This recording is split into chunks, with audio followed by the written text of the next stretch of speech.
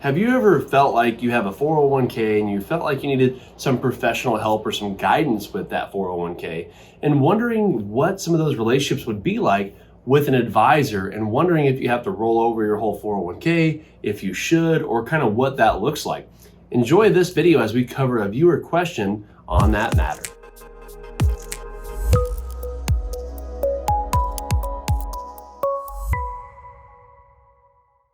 Hello everyone, welcome. Thank you for stopping by the Financial Beat YouTube channel. I'm Logan Sadler, the host of this channel, and we're back here with another one. I'm really excited about this one because this is something we talk about a lot with a lot of different clients or people that are interviewing our firm. I am a financial advisor, so we work with a lot of different people planning to prepare and transition into retirement, and this question lines up just perfectly with that.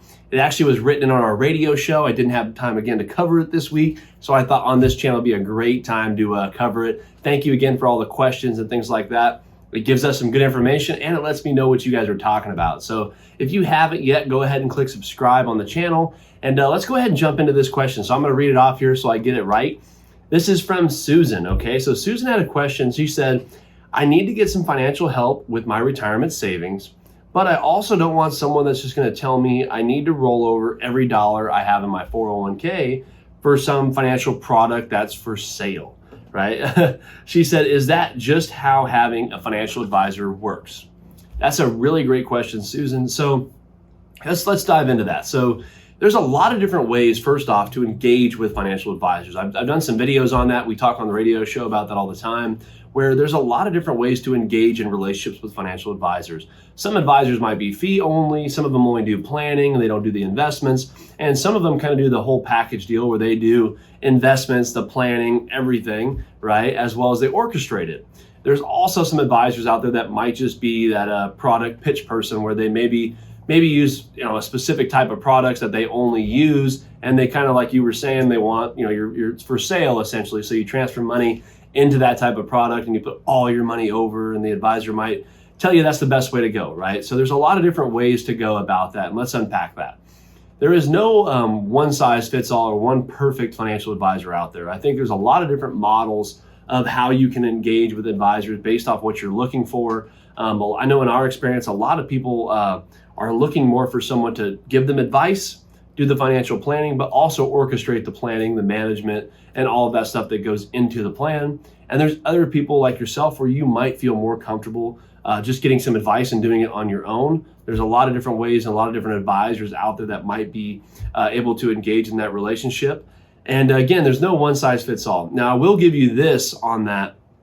Rolling over your 401k. We've done videos on the pros and cons of that. There's a lot of benefits to it. There's also some things you got to be aware of, so make sure you're checking out the video on that. But essentially breaking it down, if you are going to roll over your 401k, right? Let's say maybe you're rolling it over to a financial firm or a financial advisor.